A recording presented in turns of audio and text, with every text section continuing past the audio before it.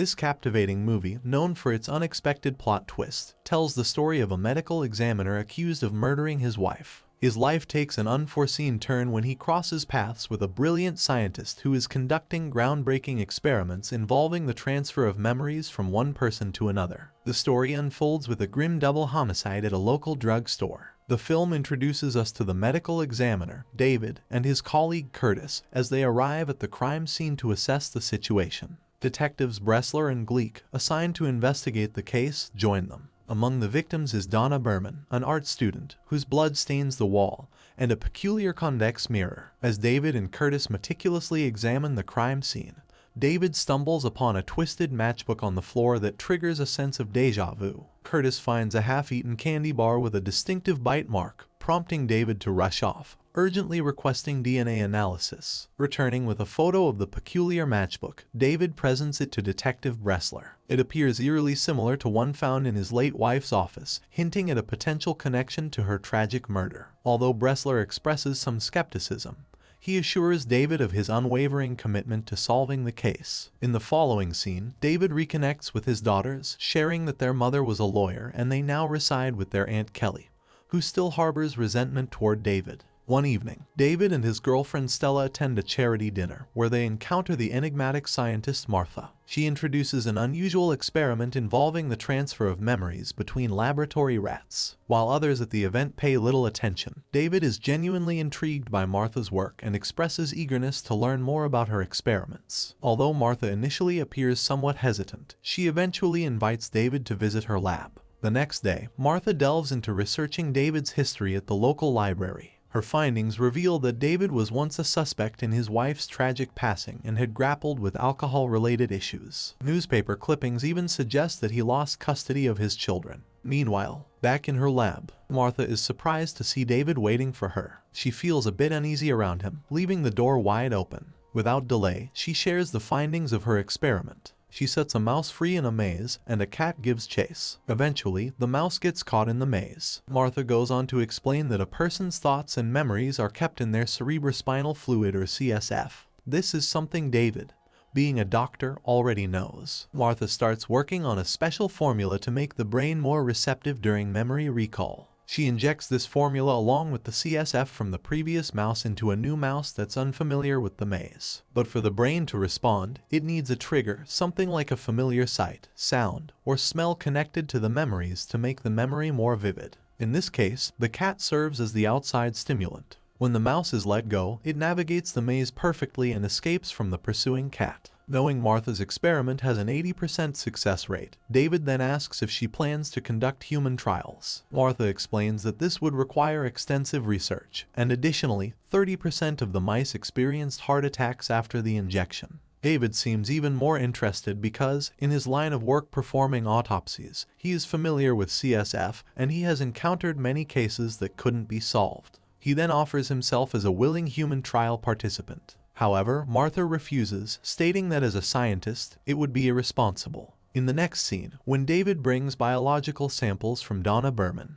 the victim of the shooting, to the forensic laboratory, he appears to have a plan and takes a sample of his wife's brain fluid. He then goes to Martha's lab and steals her formula. As David leaves, we can see that the previous experimental mouse has died. After leaving the lab, David heads straight to his wife's office, the place of her tragic end. He's determined to try Martha's formula, using his wife's CSF, despite the room still being a crime scene. Without a second thought, David injects the formula into his hand and waits for something. After a while, he finds himself immersed in his wife Mary's memories. It was a rainy night when Mary returned to her office. The memory is vivid, as if David is right there with her. He feels the pain as Mary is suddenly attacked. The assailant comes from behind, choking her. Objects tumble around them in the struggle, and Mary can't see the attacker's face. Meanwhile, David on the floor struggles to breathe, mirroring Mary. Eventually, Mary falls, and in her final moments, David witnesses her memories. He sees her thinking of their daughters and recalling the day she married him. Then, a sharp stick stained with blood falls to the floor. The next morning, David wakes up and is struck by how his wife died. Realizing the formula works, he then remembers the matchbook he found earlier that might have a connection with his wife's murder. David rushes to the lab again and bribes the security to let him into the laboratory without signing any papers. After obtaining Donna Berman's brain fluid, He goes to the drugstore and sits where Donna was found dead. After injecting himself with the formula, through Donna's point of view, David can see the shooter's face clearly as he kills all his victims, including Donna.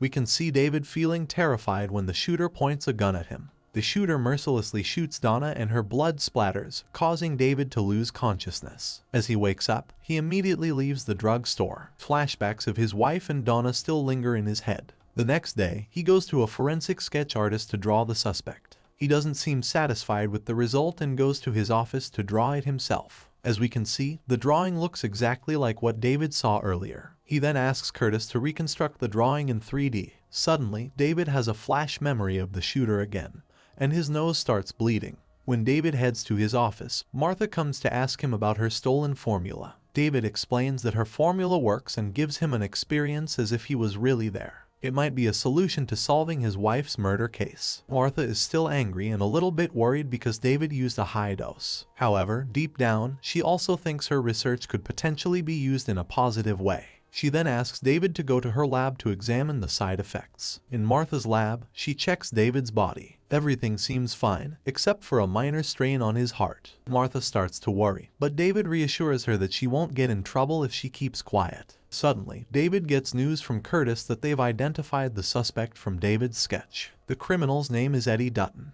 And after Curtis provides David with his address, David asks Curtis to tell Detective Bressler that Eddie Dutton is the pharmacy shooter, even though Curtis doubts Bressler will believe it without more evidence. He promises to inform Bressler anyway. When David hurries to Eddie's address, Martha insists on coming with him because she has to examine him within 48 hours. As they arrive, David asks Martha to stay in the car. It doesn't take long to find Eddie, and he looks just like David remembered. Seeing David acting strangely, Eddie pushes him and takes the elevator, while David runs down the stairs. When Eddie reaches the lobby, he throws away a twisted matchbook, just like the one David found earlier. Seeing David looking for Eddie, Martha decides to follow. David finally catches up with him, and when he realizes he's being followed, he starts running and releases a fire to deter David, who's chasing him. David continues the chase and manages to pick up Eddie's gun when he gets hit by a car. Continues to chase him until they reach a church. Feeling cornered, Eddie then takes a little child hostage. At the same time, the police finally arrive. David and the other police put their guns down,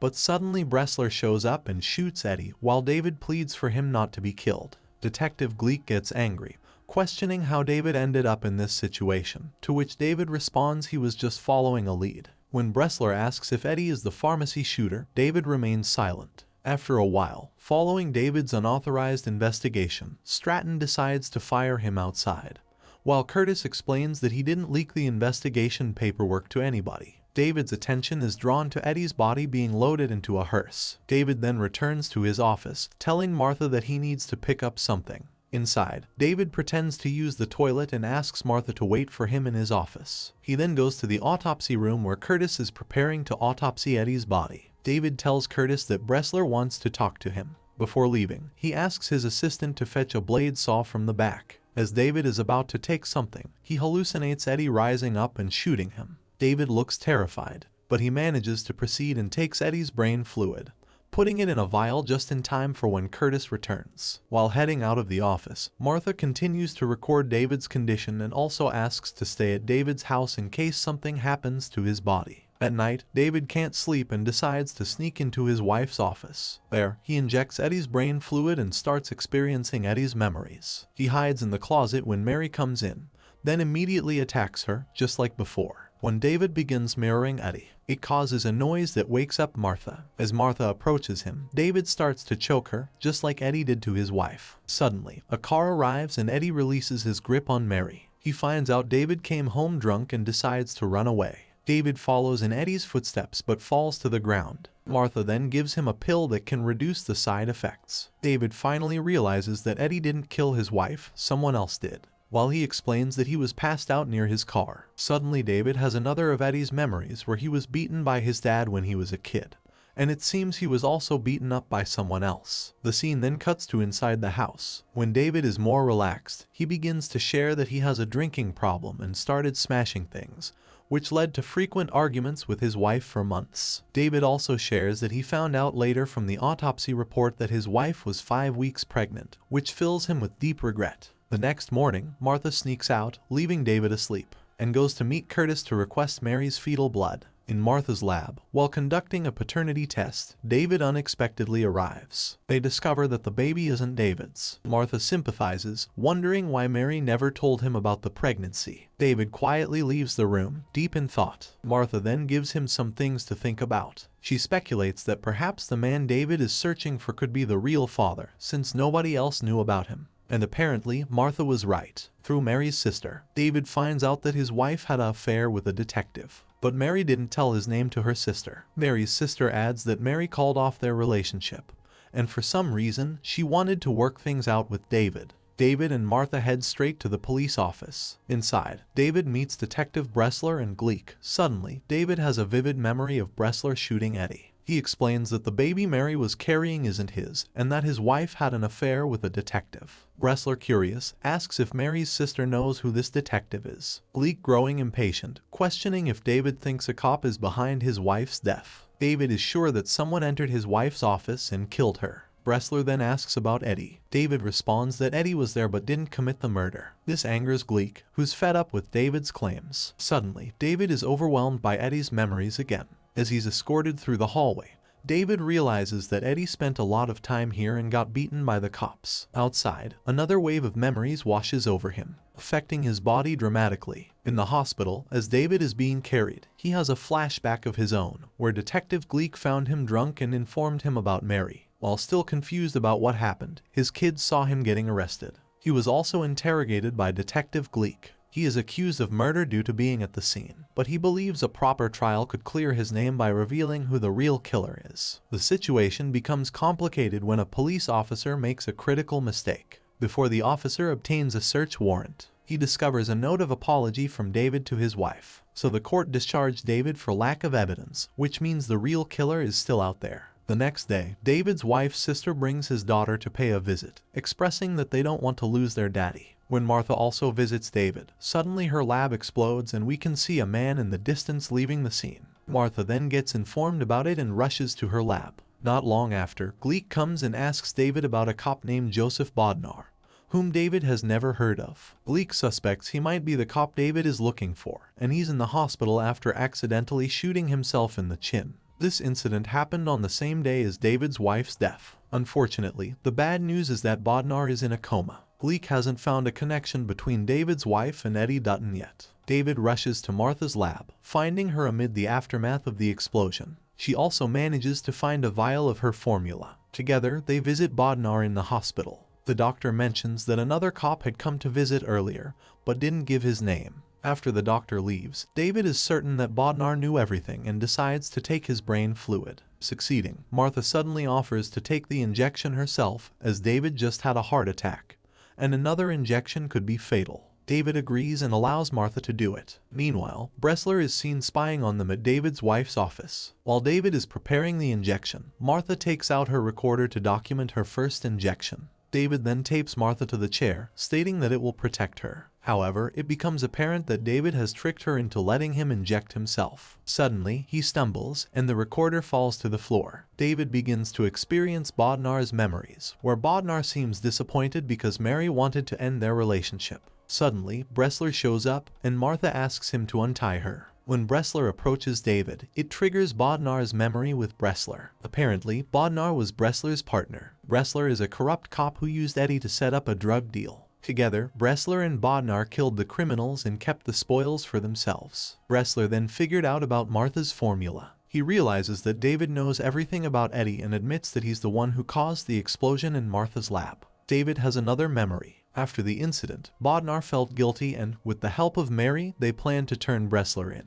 However, Bressler caught wind of their plan and took care of Bodnar while Eddie came to kill Mary. Bressler intended to kill Eddie afterward, but he had already gone. So, Bressler finished the job and killed Mary. Bressler starts pouring glue around the room and sets up the fire to make it look like an accident. Suddenly, David's daughters arrive with Mary's sister. Just as Bressler is about to leave, David manages to catch him and successfully overpowers him. Outside, as the fire is getting bigger, Mary's sister immediately calls 911. David then unties Martha and takes her outside. Afterward, David goes back inside and manages to grab the recorder. As he carries Bressler out, the floor starts to collapse, nearly causing David to fall into the volatile chemicals below. After successfully bringing Bressler out, David realizes his recorder has fallen inside and goes back to retrieve it. As he successfully grabs the recorder, the office explodes. The next scene shows David survived, but he is in a coma. While Martha explains his condition, Detective Gleek talks to David that he has captured Bressler. In David's coma state, he awakens to the presence of his wife, Mary. While talking with his daughter, his wife starts to walk away and slowly disappears.